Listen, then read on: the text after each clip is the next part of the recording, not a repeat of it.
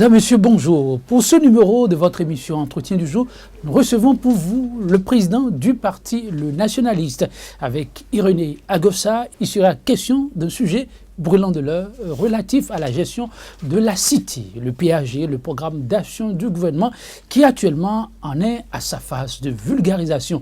6 mois après son lancement officiel, une option qui n'est pas du goût du grand nombre. Le Parti nationaliste est de ceux-là qui pensent qu'il faut changer de paradigme. Son président est à nos côtés pour nous en dire un peu plus. Que faut-il faire pour en arriver au résultat espéré, le développement inclusif appelé de tout vœu. Irénée Agossa, bonjour. Bonjour. Comment allez-vous? Je rends grâce à Dieu, ça va. Et les militants du parti Le Nationaliste? Oh, ils sont là. Et tous se plaignent d'ailleurs de la situation actuelle. Vous savez que le pays est en difficulté, donc ça ne va pas. Donc ils sont aussi dans cette tourmente des difficultés que crée ce pouvoir aujourd'hui dans tous les domaines. C'est le parti qui crée le gouvernant, qui crée, en tout cas, oui, il y a une évidence au Bénin, beaucoup de voix s'élèvent pour demander un mieux-être. Et dans cette optique, les gouvernants ont opté pour la vulgarisation du programme d'action du gouvernement, communément appelé PAG. Irénée Agossa, l'option, je le disais en introduction, vous pensez qu'il faille la revoir? Il faut revoir tout ça parce que ça, c'est de l'archaïsme total. Ça ne répond à rien du tout. Vulgariser un programme, ça ne répond à rien. Mais alors à quoi a servi la campagne? La campagne électorale a servi à quoi? Non, mais ce n'est pas la campagne. Donc, on se rappelle qu'il y a eu le lancement du... a servi à quoi? Ce programme est revenu juste après l'élection du concerné. Je leur ai posé la question, mais ils n'ont jamais répondu. La campagne a servi à quoi? Et d'ailleurs, quand on prend un pays comme le nôtre, où tout est urgent, il faut dégager des priorités. Ils ont dégagé une priorité. Le chef d'État a dégagé une priorité. Mais pour lui, c'est la révision de la Constitution, il a dit. Et tout son programme est fondé sur la révision de la Constitution. La révision de la Constitution qui n'est pas une urgence puisque nous sommes dans un confort constitutionnel. Donc, ils ont mal ciblé leurs priorités. Ils ont mal ciblé la priorité et aujourd'hui, ils sont sans boussole à partir du moment où le peuple, avec des députés républicains, ont rejeté cette nouvelle Constitution qu'ils ont voulu nous imposer. Donc, aujourd'hui, ils sont dans un folklore, dans un système sans boussole. Et qu'est-ce qui se passe? Pour changer, ils se disent qu'ils ont un programme d'action. Ce programme d'action doit être vulgarisé. Non, mais suivez bien ce qu'il dit. Il dit qu'il reviendra sur la question de la révision de la Constitution quand il aura une majorité parlementaire. La vision aujourd'hui, c'est d'anticiper la campagne législative de 2019. Alors, qu'est-ce qu'il faut faire? On prend le programme, on dit qu'il y a un programme, on va voir nos pauvres populations dans les villages et on commence par leur dire, on vulgarise un programme. Dites-moi, qu'est-ce que le ministre, le secrétaire général de la présidence avec un ministre à côté peuvent aller expliquer à des populations de chez moi, ou bien à la population d'Alada, ils ont fait dans lequel, expliquer quoi et attendre quoi de ces populations en ce qui concerne, bien sûr, mais la cerner les articulations du programme d'action. Donnez-moi un exemple.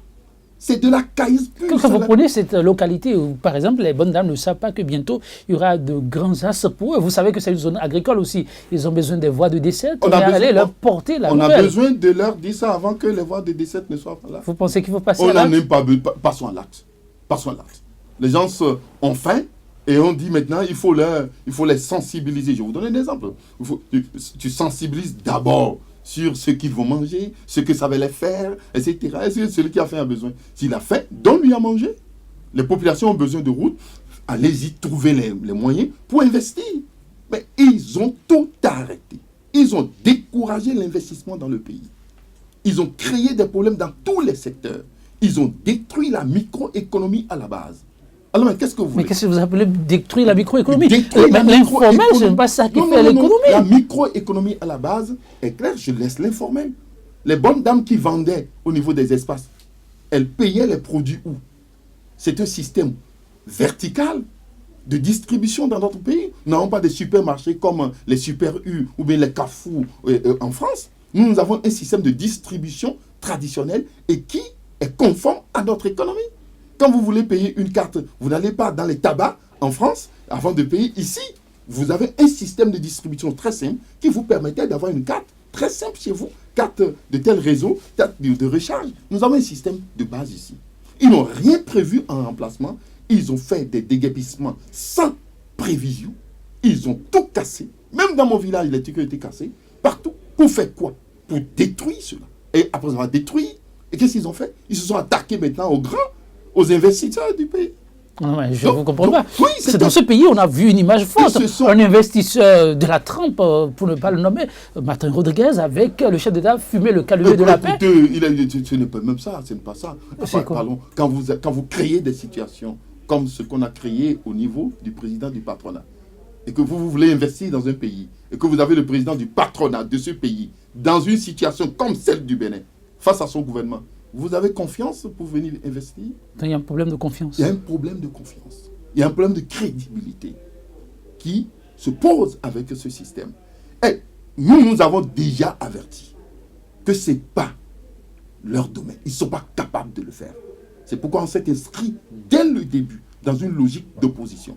Claire, nous sommes opposants parce que nous sommes sûrs qu'ils vont tout détruire. Ils vont privatiser et réduire le pays. Ils n'ont rien à faire. Ce programme d'action n'a aucun sens. Ils ne peuvent pas, ils n'ont pas besoin d'aller vers les populations. La privatisation annoncée, il paraît que c'est pour fouetter l'économie béninoise, qui est mal en point. Ils veulent, on fouette l'économie sans investissement, sans un climat d'affaires cohérent. Mais ils savent, ils sont du domaine, non, il paraît. Comment peut-on le faire sans une cohésion nationale? Sans une entente en ce qui concerne la confiance qui doit exister entre le décideur, le gouvernant et ceux qui créent la richesse. Et quand nous avons un président ici, un gouvernement qui ne connaît pas l'importance du Nigeria, qui ne connaît pas l'importance du grand marché nigérien. Là encore, est-ce que l'acteur politique ne savait pas? Je ne sais pas. C'est le gouvernement qui a envoyé récemment l'un de ses directeurs au niveau de la douane aller s'enquérir des données. Je ne sais pas ce que vous trouvez drôle. C'est drôle. Vous l'avez vu? C'est d'autant plus drôle que, parlons sérieux, parce que les gens nous écoutent et nous suivent. Pour régler le problème du commerce, quand vous avez des commerçants ici, il faut que le directeur de la douane aille où? Mais ceux qui maîtrisent le marché nigérien, ceux qui sont riches, ceux qui sont des experts dans le domaine du marché nigérien, sont-ils pas là? Ce sont des Béninois. Et qu'est-ce que l'État a à foutre à aller de l'autre côté? Il faut discuter avec les nôtres. Il faut discuter avec les nôtres. Et c'est clair, donc, ils n'ont pas choisi ce qui est correct pour le pays. Leur problème, c'est de bâillonner le peuple à travers une nouvelle constitution. Ils ont échoué. Et ils sont en train maintenant de préparer leur plan pour 2019. Il faut informer tout le monde. Ils ont mis par ce biais, en ce qui concerne la campagne, la vulgarisation, la chaîne nationale s'occupe que de ça. On ne voit que ça. C'est une manière, bien sûr, d'occuper la chaîne, une manière de prendre alors les fonds, je ne sais où ils trouvent les moyens, pour aller sur le terrain et faire une campagne. C'est une campagne et chacun va dans sa circonscription électorale. Le ministre Baki et Dassigli ont été à la date. Ne me dites pas que les législatives se préparent déjà. C'est les législatives qui se préparent. Nous avons commencé par les dénoncer parce que c'est clair et ils ne veulent pas faire autre chose. C'est de préparer les législatives et se dire désormais nous allons voir comment à partir de 2009 quelle serait la configuration du Parlement. À partir de cette configuration, nous allons relancer le vrai programme à partir de la nouvelle constitution et voir ce qu'ils vont faire. Et bien sûr, le président est dans une logique. Puisque c'est à partir de là qu'il avisera s'il serait candidat ou pas. Donc, il n'est pas dans la logique du règlement des problèmes du peuple, de la question du chômage, de la question aujourd'hui de l'investissement dans le pays, de la question du climat, de la question relative au marché nigérien où nous devons en profiter au maximum, de la question énergétique. Ce n'est pas une priorité pour être plutôt simple, est-ce que vous ne prêtez pas un peu trop d'intention au chef de l'État qui a dit et rêvé être porté en triomphe au soir de son mandat? Celui-là a certainement à cœur son peuple. Il a certainement à cœur son peuple. Mais c'est à l'œuvre que nous allons reconnaître ce qu'il a à faire. Nous n'allons pas certainement nous baser sur ce qu'il a dit simplement.